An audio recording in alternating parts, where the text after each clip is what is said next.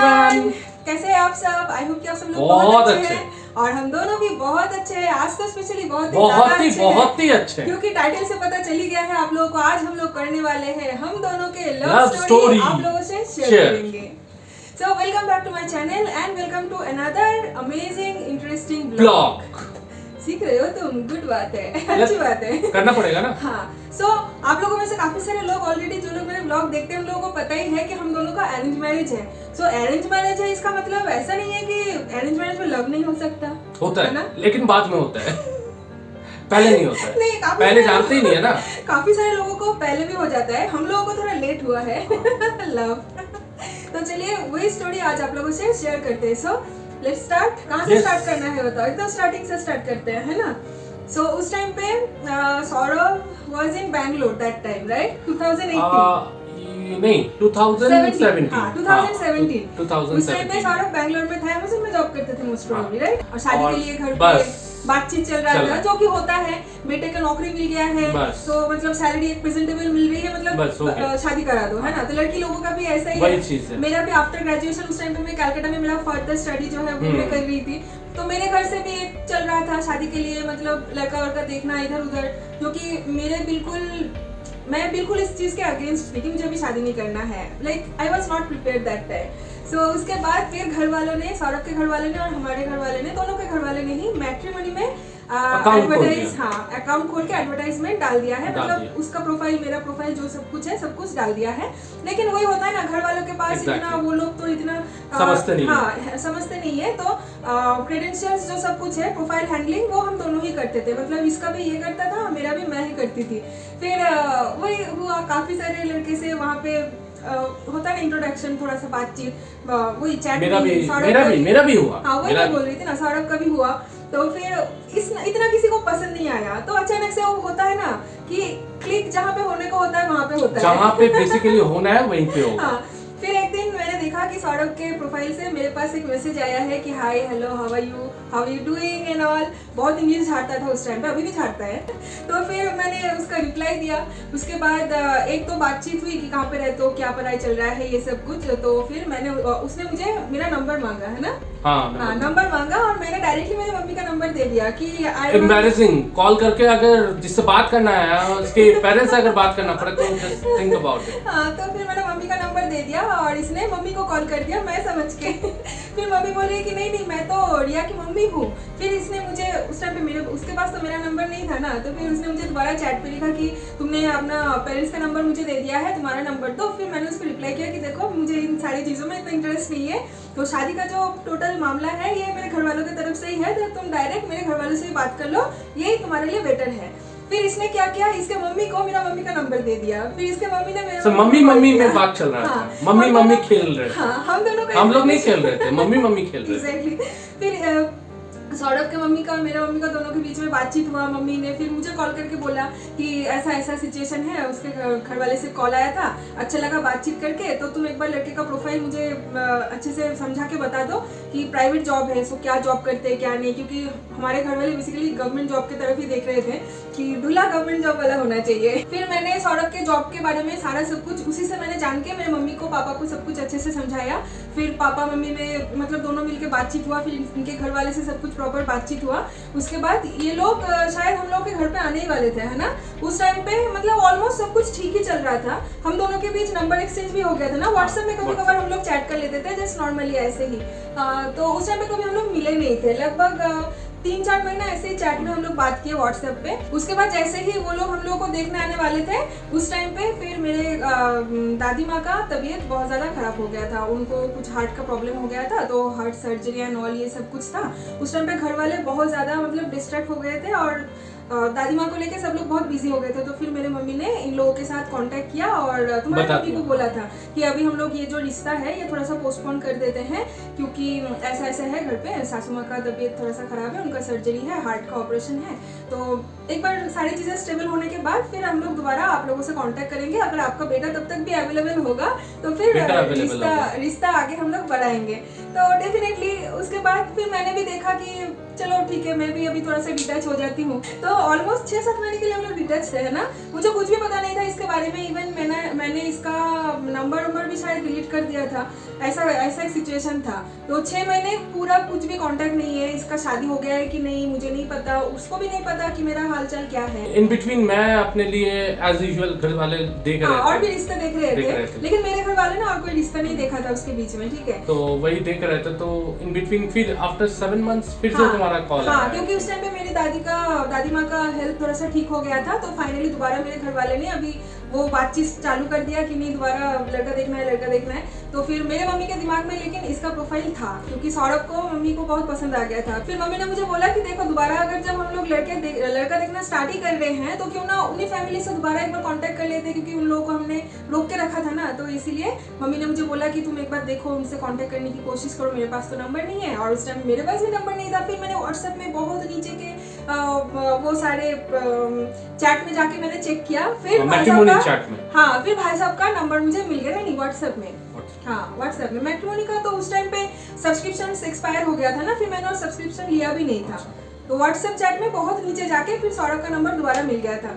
फिर मैंने उसको हाई भेजा, और दैट टाइम भाई साहब वाज लाइक पहचानता ही नहीं है मुझे, पहचानता ही नहीं, कौन है भाई, है कौन, कहाँ से हो, क्या नाम है तुम्हारा, आईडी बताओ, मैं एक बार मैट्रिमोनी में जाकर तुम्हारा प्रोफाइल चेक कर लिया। तो ही वाज लाइक मतलब वैसे टाइप का वो कुछ बिहेवियर कर रहा था।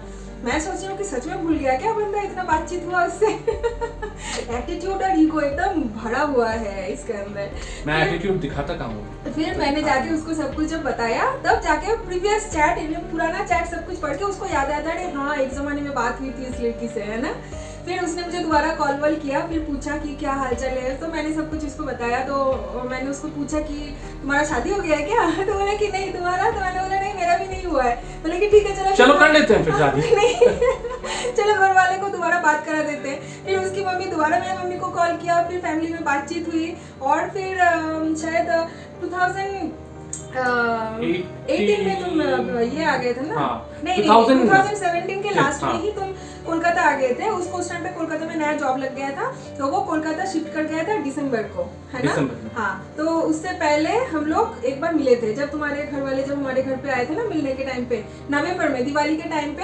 हाँ, सौरभ जैसे एज यूजुअल घर जाता था दिवाली के टाइम पे, तो उस टाइम पे सौरभ, मम्मी, पापा और मेरी मौसी की बेटी, चारों लोग मिलकर हमारे घर पे आए थे। प्रॉपर बंगाली में पात्री देखा जिसे बोलते हैं ना, यानी जो फर्स्ट मीट जो होता है फैमिली के बीच में, तो वो लोग मुझे देखने के लिए आए थे कि कैसा लड़की है, हाथ पैर टूटा है कि नहीं, चल के दिखाओ। तो वैसा काइंड ऑफ टिपिकल देखने आए थे वो लोग, ठीक है। फिर वही हमारा फर्स्ट मीट था। मैंने सौरभ को उसी दिन फर्स्ट टाइम सामना सामनी मैंने देखा। उससे पहले हमारा वीडियो कॉल भी नहीं हुआ था ना, कभी हम लोग वीडियो कॉल में भी बात नहीं किए थे। फिर क्योंकि हम दोनों ही इतना सीरियस नहीं थे ना कि यहीं पे शादी होने वाला है, हम लोगों को पता ही नहीं था। फिर सब कुछ पसंद आ गया। ये लोग घर जाके इसके मम्मी ने मेरी मम्मी को कॉल करके बोला कि हाँ आपकी लड़की पसंद आ गई है। मेरी मम्मी ने भी रिप्लाई किया कि हाँ आपका लड़का भी हमें पसंद आ गया है, तो चलिए आगे बात बढ़ा सकते हैं। फिर पापा उस टाइम पे घर पे नहीं था, पापा अपने वर्क प्लेस पे ही था, पापा को छुट्टी नहीं मिली थी उस टाइम पे। तो मम्मी सब कुछ प्रॉपर, क्योंकि सारे घर वाले होते हैं ना, जब एक लड़का लड़की का जब रिश्ता बनता है तो सारे फैमिली मेम्बर्स इन्वॉल्व होते हैं उसमें। तो मेरी बुआ, मेरी चाचू, मामा सब लोग होते हैं, इनके भी घर वाले की तरफ से सब लोग थे, तो सब लोगों को पसंद आ गया है। तो पापा को जैसे सब कुछ अपडेट दिया गया, तो पापा को बहुत अच्छा लगा लड़के का प्रोफाइल, भाई साहब का अच्छा प्रोफाइल है। तो फिर पापा ने बोला कि ठीक है चलो, फिर जनवरी में आता हूँ, उसके बाद एंगेजमेंट का डेट फिक्स करेंगे और शादी का डेट भी फिक्स करेंगे। इन बिटवीन भाई साहब एक नया जॉब लेके कोलकाता शिफ्ट कर गया, है ना, जिनपैक्ट में थे ना तो उस टाइम पे। हाँ, तो दिसंबर में ये जिनपैक्ट में ज्वाइन करने के लिए कोलकाता शिफ्ट हो रहा था, और मैं भी उस टाइम पे थी, मैं पीजी में रहती थी, है ना। हाँ, मैं कोलकाता में पीजी में रहती थी, पढ़ाई करती थी। फिर आगे का भाई साहब बोलेगा। उसके बाद जिस दिन मैं मतलब फाइनली जब मैं जॉब मिल गया है, सो मैं बैंगलोर से जो मूव कर रहा हूँ कोलकाता के लिए, तो मैंने इसको फ़ोन करके बोला कि यार एक काम करो, मिलो तुम मुझे सुबह, क्योंकि मेरा आई थिंक नाइट फ्लाइट था, अर्ली मॉर्निंग फ्लाइट था, हाँ अर्ली मॉर्निंग फ्लाइट 3 बजे का फ्लाइट था। हाँ, सौरभ का बैंगलोर से 3 बजे का फ्लाइट था, और कोलकाता था शायद 5:30 बजे के आसपास, 5:30 या 6 बजे के। तो जैसे मैं लैंड किया, तो मैं लैंड करते ही फ़ोन मैंने घुमाया इसको, लगाया क्योंकि फोन। मैं मिलने जाने वाली थी उससे, काफी दिन से हम लोग प्लान तो- करके रखे थे कि जब वो फर्स्ट कोलकाता में आएगा तो मैं उससे जाऊंगी एयरपोर्ट में मिलने। मिलने के लिए। तो हम लोग का ये काफी दिन का प्लान था कि फर्स्ट टाइम हम दोनों अकेले में मिलेंगे। सडनली मैं जब कॉल कर रहा हूँ तो उसका मैसेज में, मैंने पहले उसको मैसेज किया कहाँ हो नहीं हो, क्योंकि फोन पे बात बहुत हाँ। कम होता था, हाँ। इतना अच्छा नहीं लगता था फोन में तो बात करना। उसके बाद मैडम का कुछ रिप्लाई नहीं है, तो मैंने कॉल किया, कॉल करके देख रहा हूँ switch off. I was like क्या हो रहा है, ये क्या है। अभी मैं बैंगलोर से जब मतलब फ्लाइट जब उड़ान भरा बेसिकली 3 बजे। हाँ 3 बजे। उस टाइम पे भी इसने मुझे मैसेज करके बोला कि I you ready, I am very excited to see you for the very first time, मतलब ऐसे ही हम दोनों हाँ। का अकेले का मीट। तो मैंने देन उसको जब फ्लाइट लैंड करने के बाद उसके बाद फोन कोई switch off. Phone switch off. मैं बोला यार हो क्या रहा है। हाँ तो लाइक अदर्स ख्याल आ रहे थे दिमाग में, यार मैं सही कर रहा हूँ ना, बंदी सही है कि नहीं? हाँ am I taking a right decision. तो वो सेकंड थॉट्स आने लगा मेरे दिमाग पे। घर जाने का कोई ट्रेन नहीं था क्योंकि मेरा रिजर्वेशन था 12 बजे के ट्रेन पे।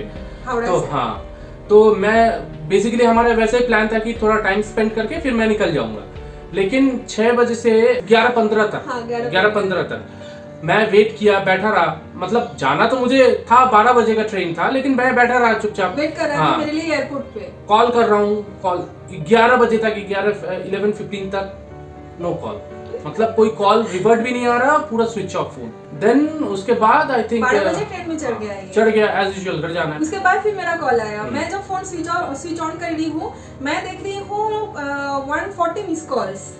हाँ 140 मतलब मैसेज आ रहा है उसके पास, मिस कॉल मैसेज आ रहा है 140 मिस कॉल्स, यानी 140 टाइम्स इसने मुझे कॉल किया है। और मैसेज था लगभग 50 to 60 मैसेजेस वाज देयर कि वेयर आर यू, कॉल क्यों नहीं पिक कर रहे हो, फोन क्यों स्विच ऑफ है एंड ऑल, ठीक है।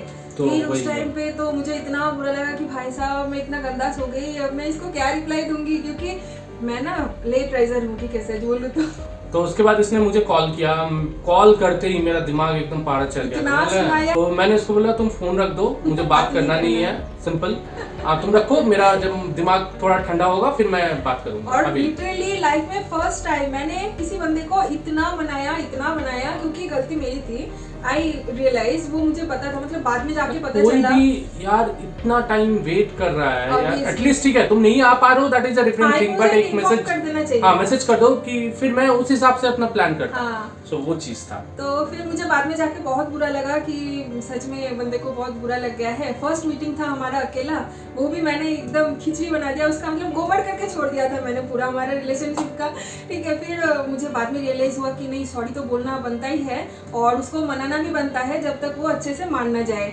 फिर मैंने उसको इतना मैसेजेस किया, इतना कॉल किया कि सॉरी गलती हो गई, मैं लेट नाइट तक पढ़ाई कर रही थी, इस वजह से मैं सुबह पढ़ाई कर रही थी उठ नहीं पाई। तो फिर इसने जाकर कुछ भी बिलीव नहीं किया।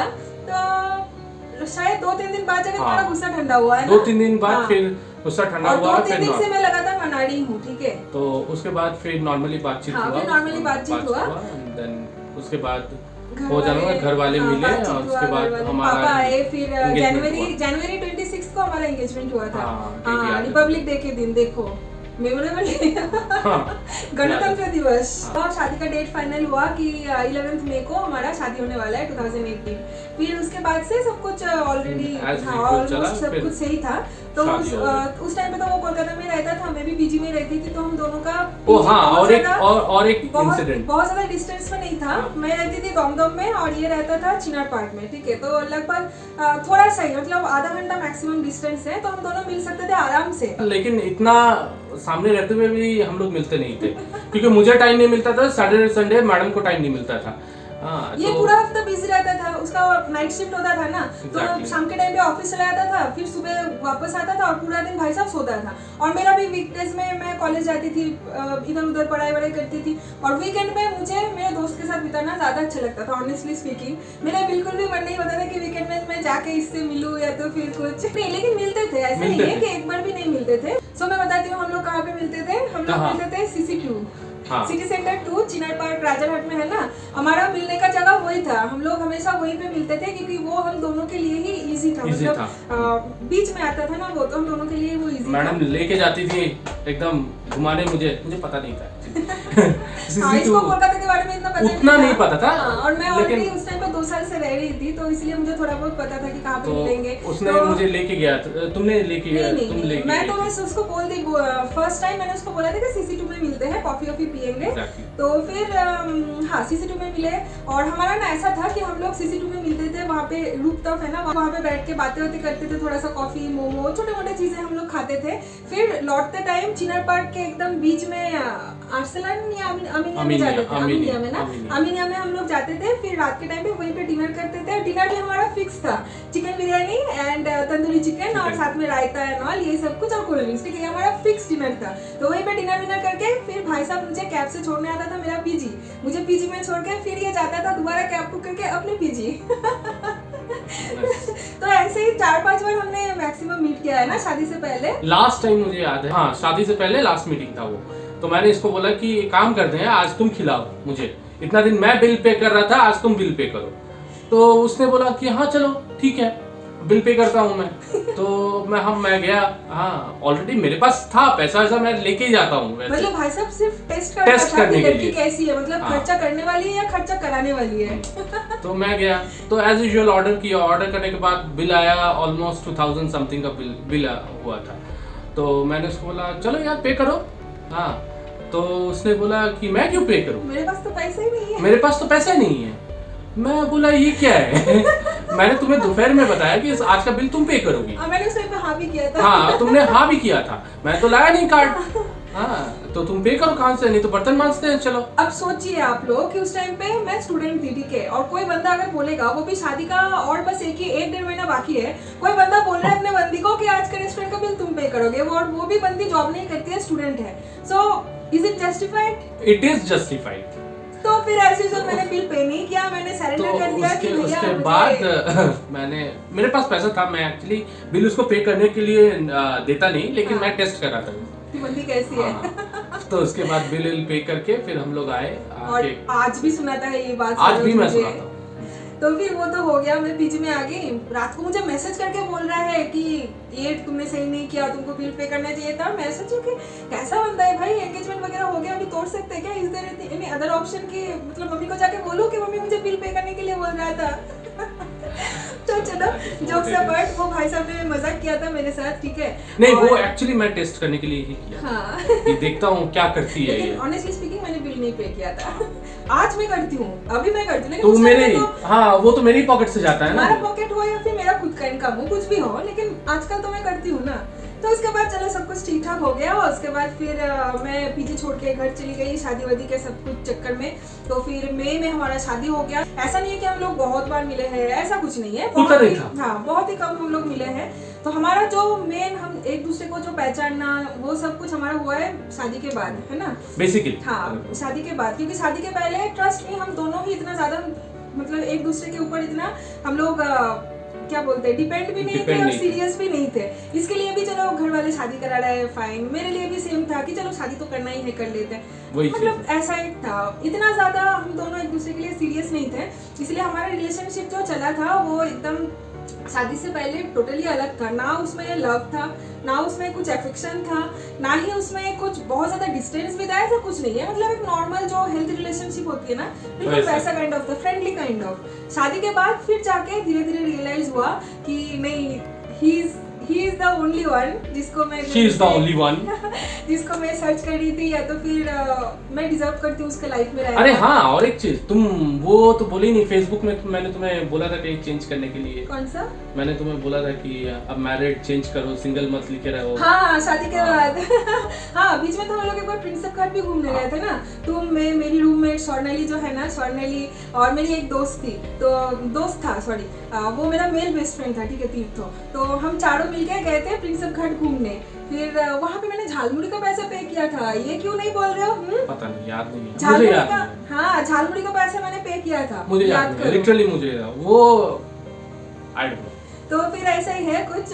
तो वहाँ पे हम लोगों ने एक पिक्चर क्लिक किए थे जो कि अरे है आज भी वो पिक्चर, बहुत फेवरेट पिक्चर है। मेरे पास नहीं है, मेरा फोन फॉर्मेट हो गया है ना, मेरे पास है, delete हो गया। मैं ये अटैच कर दूंगा इसमें।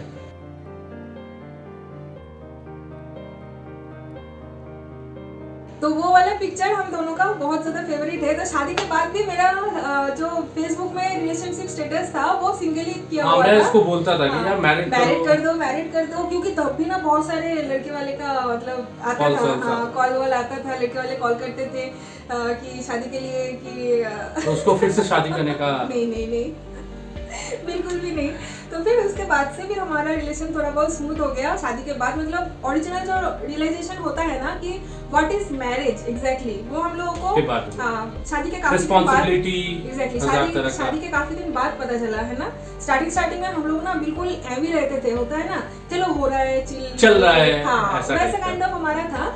जब धीरे धीरे थोड़ा सा शादी का हमारा टाइम हुआ, हम दोनों थोड़ा और मैच्योर हो गए, उस टाइम पे पता चला कि व्हाट इज मैरिज एक्चुअली। मतलब अभी ऐसा नहीं है कि सब समझते, ऐसा नहीं है, अभी भी हमारा अभी भी बहुत कुछ समझने का बाकी है, हम दोनों को पहचानने का बाकी है। आज भी पूरा लाइफ ही रहेगा शायद, कुछ चीजें है ना।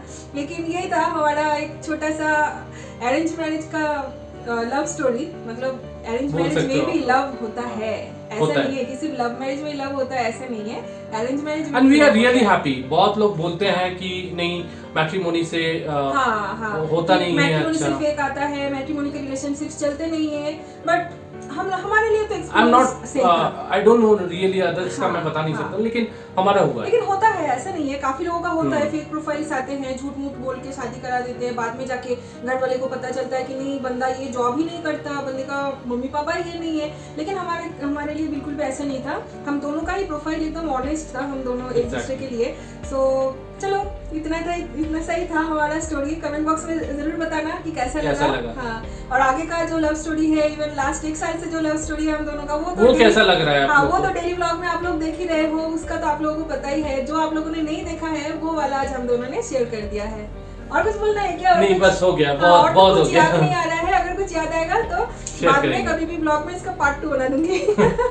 सो चलिए इस ब्लॉग को एंड करते हैं, है ना? और तो कुछ है नहीं बताने का। हाँ, ये एंड करते हैं, मिलेंगे कल और एक नए ब्लॉग के साथ, फ्रेश ब्लॉग के साथ, ठीक है? चलिए टाटा, बाय बाय।